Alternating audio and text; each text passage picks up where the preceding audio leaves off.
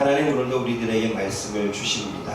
오늘 이 말씀은 우리에게 주신 말씀이고 오늘도 우리가 듣고 살아가야 될 말씀이며 우리가 붙잡고 고민하며 생각하며 우리의 삶 가운데 이루어내야 될 말씀이며 오늘도 이 말씀을 진리이고 우리에게 방향을 제시해 주시며 우리의 삶을 인도하시는 하나님의 말씀인 줄 믿습니다. 이 말씀을 오늘도 우리의 말씀으로 나의 말씀으로 믿고 이 말씀을 붙잡고 살아갈 수 있도록 성령 하나님 함께하여 주옵소서. 예수님의 이름으로 감사하며 기도드립니다. 아멘.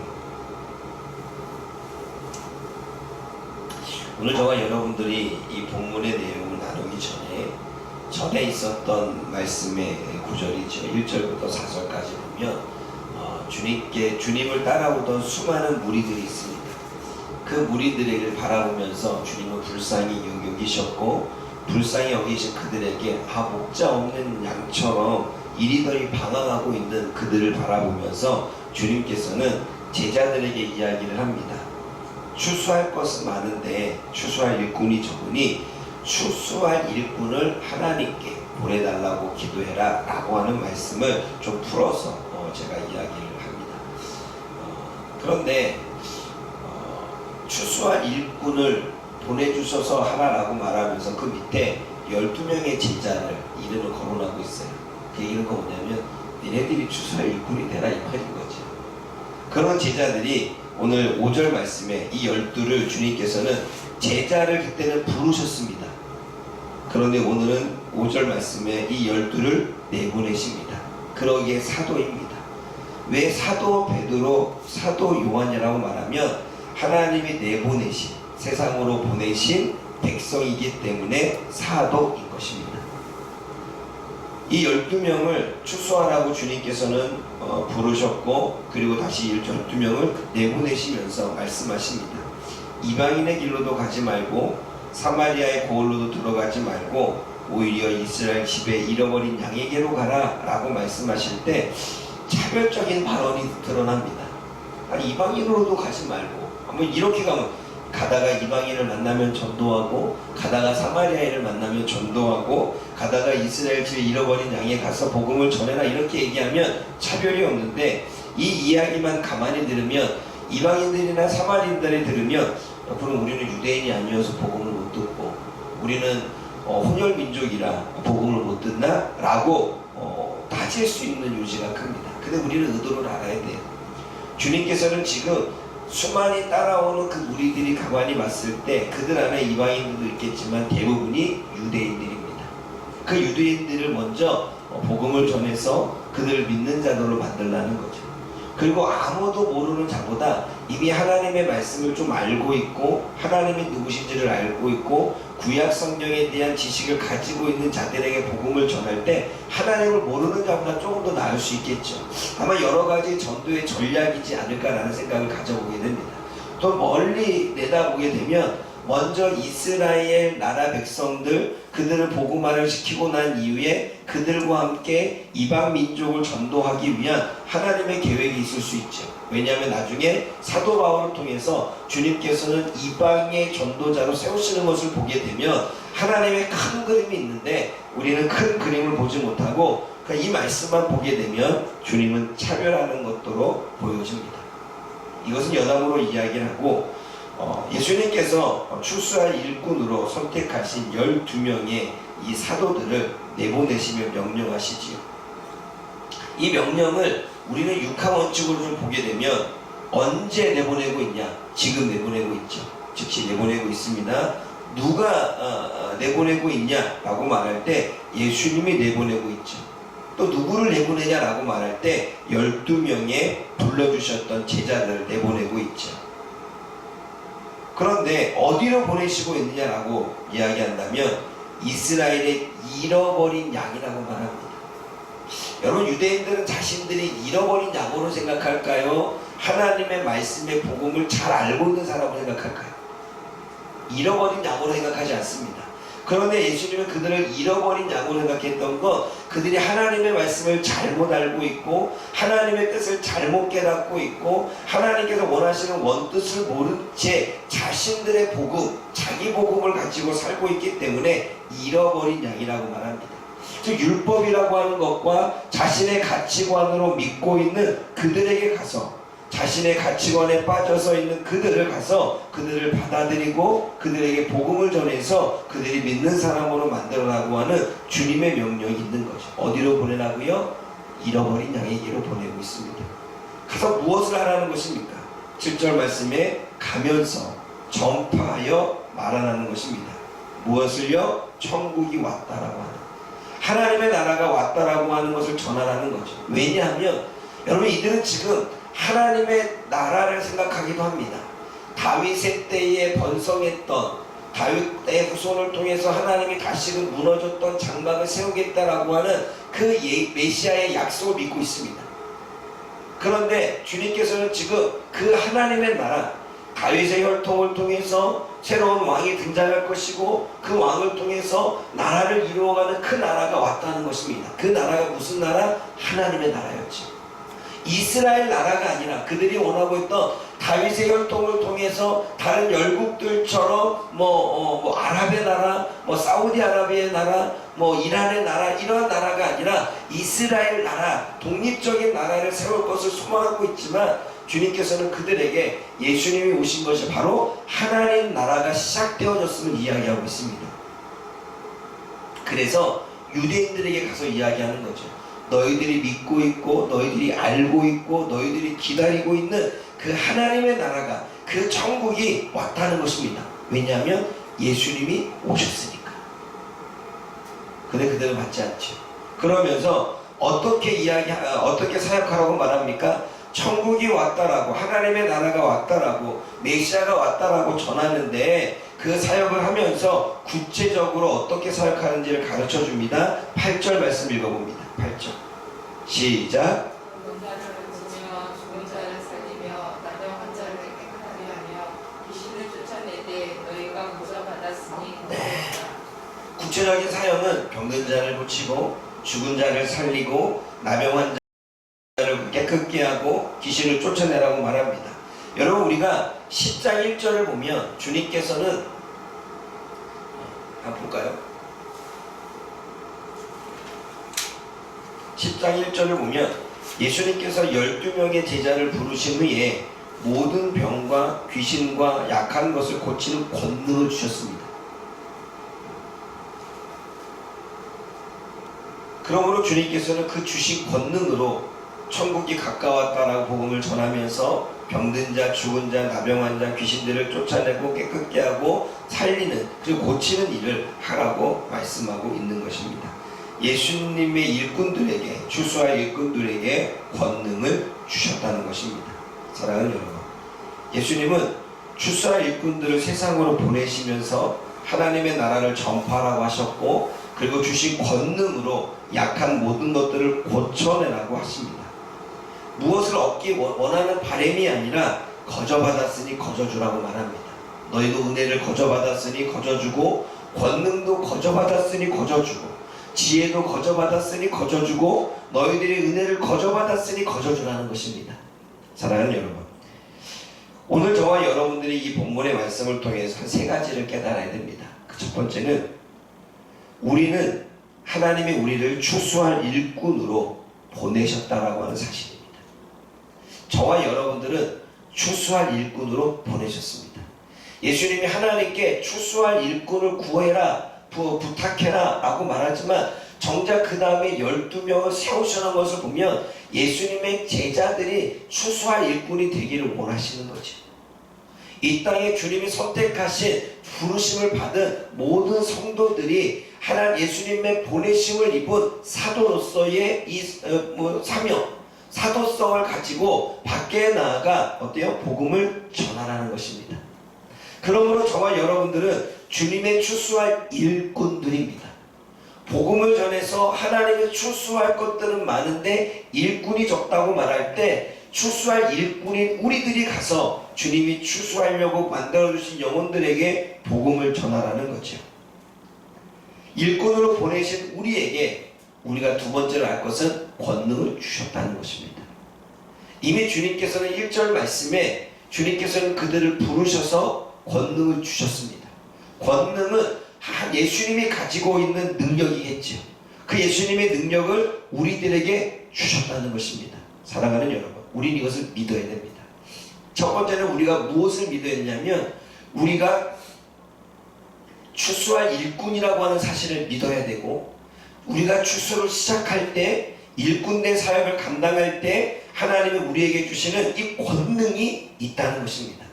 이러한 확신이 있을 때 우리는 담대하게 말할 수 있고, 이러한 확신이 있을 때 병든 자를 향하여 기도할 수도 있고, 이러한 확신이 있을 때 생각과 마음이 사로잡힌 영혼, 귀신에게 사로잡힌 영혼들에게 그 귀신에게 떠나가라고 명할 수 있습니다. 그런데 우리는 추수할 하나님의 일꾼이라고 하는 사실조차 흔들리거나 내가 권능을 받았을까라고 하는 의심이 들면 우리는 이 능력을 사용하지 못합니다. 그래서 사람들과 대화를 나눌 때 무엇을 이야기해야 될지, 어떻게 이야기해야 될지 모르는 이유는 우리는 우리들에 대한 확신, 하나님이 나에게 그러한 능력을 주셨다는, 권능을 주셨다는 확신이 부족하기 때문입니다. 또 세 번째로 우리가 깨달아야 될 것은 우리가 사람에게 인정을 받으려고 하거나 또는 물질적인 보상을 받으려고 하지 말라는 거예요. 거저받았으니 거저주라는 거예요. 이미 우리는 세상 사람들에게 인정을 받으려고 이 사역을 하고 사람들에게 칭찬과 존경을 받으려고 이 사역을 한다면 이미 우리는 거저받은 게 아니죠. 왜냐하면 이미 너희가 상을 받았다고 말씀하십니다. 그런데 우리가 거저받은 걸 거저두는 것은 사람들이 인정하지 않던, 사람들이 박수를 쳐주지 않던, 사람들이 나를 존경하던 존경하지 않던 이것이 옳은 일이라면, 그것이 영혼들을 위한 일이라면 기꺼이 내가 받은 은혜를 나눌 줄 아는 거죠. 때로는 가르치는 자로, 때로는 찬양하는 자로, 때로는 섬기는 자로, 때로는 봉사하는 자로 있는 거죠. 사랑하는 여러분, 그런데 거저받았으니 거저주는 거예요. 그런데 거저받았으니 거저 우리가 하지만 하나님은 거저가 없습니다. 10절 말씀 읽어볼까요? 시작. 10절 말씀 시작. 너희를 위하여 비난이나 포도시나 신이나 지팡이를 가지지 말라. 이는 일꾼이 자기의 먹을 것을 받는 것을 마땅하니. 일꾼이 자신의 먹을 것을 받는 것은 주님이 마땅하게 여깁니다. 근데 이 당시에 왜 이런 말을 했냐면 유대인들이 순회를 다니면서 가르치고 가르치는 것에 대한 누구를 받았습니다. 그러니까 그들이 가르치는 이유는 돈을 받기 위함이었습니다. 그들이 가르치는 이유는 자신의 생계를 위함이었습니다. 그런데 주님께서는 뭐라고 말하냐면 그들과는 다르게 그들을 살려내고 그들에게 복음을 전하고 그들의 필요를 채워주되 그 모든 삭새 필요한 것들은 하나님이 주시겠다는 것입니다. 아멘. 그럼 우리는 세 가지를 믿어야 됩니다. 우리가 추수할 일꾼이라는 사실을 믿어야 되고, 주님이 우리들에게 권능을 주셨다는 사실을 믿어야 되고, 주님께서 우리가 이 사역들을 이루어갈 때 하나님이 우리들에게 받을 보상과 삭슬 하나님이 주실 거라고 하는 사실을 믿어야 됩니다. 그 믿음이 저와 여러분들로 하여금 하나님의 나라를 이루어갈 수 있도록 한 걸음 앞으로 나아가게 하는 줄 믿습니다. 또 우리가 크게 또 생각해 봐야 될 것은 예수님께서 오늘 본문에는 어떠한 성이나 마을에 들어가는지 그 중에 합당한 자를 찾아내라라고 말할 때 오늘 본문에서는 성이라고 말하지만 우리가 전에 있었던 전 문맥을 보면 도시라고 나옵니다. 그러면 성과 도시는 일맥인 거죠. 예수님께서는 도시나 마을에 들어가서 합당한 자를 찾아내 떠나기까지 거기에 머물러서 복음을 전파라고 하십니다. 여러분, 사도 바울이 마게도냐 지역에 갔을 때에 처음 했던 일이 무엇이냐면 이렇게 염색하는 여인 루디아를 만납니다. 그리고 루디아 집에서 거처를 삼고 거기에서 복음을 전하기 시작하죠. 오늘 본문의 말씀과 맞아떨어집니다. 어떻게 해요? 복음을 들어가는 자는 합당한 자를 찾아서 어떻게 해요? 그곳에 머물러서 복음을 전하라고 말합니다. 그곳에 머무르면 의식주를 대줄 것이고 선교할 때 도움이 되겠죠. 그리고 그 합당한 자에게 이가 합당하게 복을 빌어주면, 평안을 빌어주면 그 영혼이 합당하다면 그들이 그 복을 받을 것이고 합당하지 않다면 받지 못할 거라고 이야기합니다. 여기서 말하는 평안은 걱정과 근심이 없는 삶을 평안이라고 말합니다. 그럼 우리는 무엇을 먹을까? 무엇을 마실까? 걱정하지. 여러분, 희한한 건 우리는 수많은 걱정들이 있습니다. 그러나 그 걱정들은 희한하게 우리가 기도 생활을 하고 우리가 주님의 은혜를 받고 우리가 뭔가 마음에 확신이 생기면 두려움이 사라지고 걱정이 사라지지. 오늘 이 가정에게 평안이 임한다는 것은 걱정과 근심과 불안이 사라진다는 것입니다. 그런데 그것은 뭔가 문제가 해결돼서 사라지는 것이 아니라 그 가운데 하나님의 평안이 있기 때문에 사라지는 거죠. 근데 그것이 받을 만한 그릇이면 평안이 임할 것이고 받을 만한 그릇이 안 되면 그냥 발로 떨어뜨리고 나오라고 말합니다. 근데 여러분, 우리가 여기서 중요한 것은 여기서 합당한 자는 어떠한 사람일까요? 여기서 합당한 자는 14절에 답이 나와 있습니다. 여러분 14절 말씀 읽어봅니다. 14절 시작. 그것이 너희를 영접하지도 아니하고 너희 말을 듣지 아니하거든 그제 네가 성에서 나가 너희가 말을 떨어졌다. 여기서 합당한 자가 누구인지는 14절에 나오는데 여기서는 영접하지도 아니하라 나왔지만 그런 반대로 제자들을 영접하는 자, 귀하게 여기고 대접하는 자, 그들의 먹을 것과 그들의 입을 것과 그들의 잠자리와 그들의 성교를 제공할 수 있는 자, 그들을 귀하게 여기고 손님처럼 맞이하는 자, 마치 루디아처럼 바울을 영접해서 그들의 복음을 받아들이고 그들에게 성교비와 그들의 잠자리와 그들의 음식을 제공하는 자가 합당한 자라는 것입니다. 또 누가 합당한 자입니까? 너희 말을 듣지도 아니하거든 하고 이야기할 때 제자들이 전하는 복음을 받아들이는 자, 제자들이 전하는 말씀을 받아들이는 자, 그것을 진리로 받아들이는 자가 합당한 자라는 거죠. 그러면 합당하지 않는 자는 그들이 복음을 전할 때 받아들이지 않고 거부하며 그들을 위해서 쓸 것과 먹을 것과 마실 것을 제공하지 않는 자가 합당하지 않는데요. 왜냐하면 유대인들의 문화에서는요, 나그네를 대접하는 것이 그들의 전통입니다. 아브라함이 그랬죠. 그런데 나그네가 왔는데 먹을 것과 마실 것과 잠자리를 제공하지 않았다면 합당하지 않은 거예요. 그릇이 안 되는 거죠. 이해가 되셨습니까? 여기서 합당한 자는 제자들을 영접하고 그들의 먹을 것과 의식주를 대접하며 성교와 함께 그들과 함께 일꾼 된 자를 이야기하는 것입니다. 또 이야기하며 그러면 합당한 자는 복음의 일꾼이 될 동역자를 이야기하고 복음을 받아들일 자를 이야기하는 거죠. 그래서 여러분, 우리가 복음을 전할 때 우리와 함께 복음에 함께 합당한 일꾼을 주님께서는 먼저 합당한 자를 찾으라고 말했고 그들과 함께 동역하라고 말하는 거예요. 그 사도 바울이 갈 때마다 복음의 동역자를 삼았죠.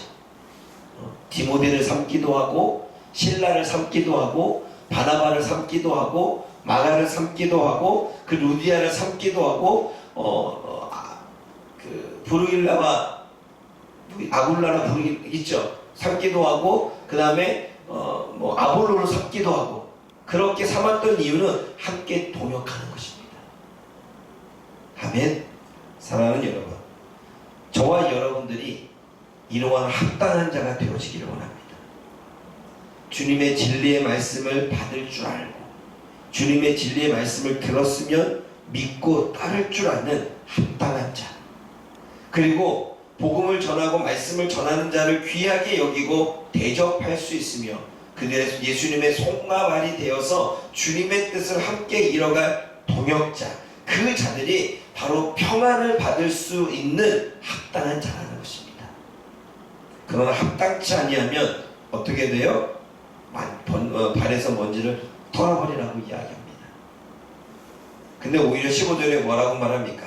심판의 날에 소돔과 고모라 땅이 그 성보다 견디기 쉬우리라고 이야기했을 때 그런 합당한 자는 하나님의 복을 받고 평안이 이룰 뿐만 아니라 구원의 은혜를 누린다라고 하는 말씀을 하고 있는 것이지요. 사랑하는 여러분, 저와 여러분들은 오늘 주님께서 추수할 일꾼이라고 말씀하고 있고, 그리고 함께 그 일꾼과 동역할 동역자가 되라고 말씀하고 있습니다. 그 합당한 자가 저와 여러분들이 되어지길 원합니다. 뿐만 아니라 여러분들이 하나님의 나라에 일을 할 때 여러분들과 함께 동역하고 함께 할 수 있는, 때로는 힘으로써, 때로는 몸으로써, 때로는 물질로써, 때로는 같이 마음을 합하여 함께 할 수 있는 동역자와 그 일을 행한다면 여러분 어떨까요? 사사건건 여러분들이 이렇게 딴지를 거는 사람과 같이 가는 것과 함께 마음과 뜻을 모아서 같이 간다면 누가 더 여러분들이 편하겠습니까? 편한 것보다도 뭔가 시너지가 효과가 일어나겠습니까? 아마 그럴 거예요. 사랑하는 여러분, 오늘 저와 여러분들이 하나님 나라의 동역자가 되어지고, 그리고 그렇게 하나님의 뜻을 이루어갈 수 있는 저와 여러분들 되어지기를 주님의 이름으로 부탁드립니다. 기도하겠습니다. 사랑의 하나님 아버지, 오늘도 우리가 주의 말씀을 통해서 주님께서는 12명의 제자를 부르셨고 다시 그 12명의 제자를 세상으로 보내시는 것을 보게 되어집니다. 하나님의 12명의 제자를 세상으로 보내실 때에는 권능을 주셨습니다. 하나님, 오늘도 우리가 주님의 권능을 받고 이 세상에 보내심을 받은 하나님의 추수할 일꾼들인 줄 믿습니다.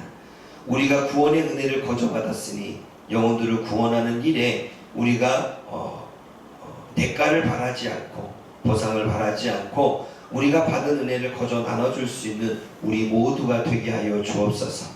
우리가 거저 받았으니 거저 나누는 것은 우리의 사명이라고 주님 말씀하셨사오니 오늘도 우리에게 주어지는 삶, 우리가 거저 나눌 수 있는 사람들을 찾아내어 그들에게 진리에 대한 말씀을 전할 수 있는 우리가 추수할 일꾼으로서의 삶을 오늘도 담대하게 살아갈 수 있도록 주여 도와주옵소서.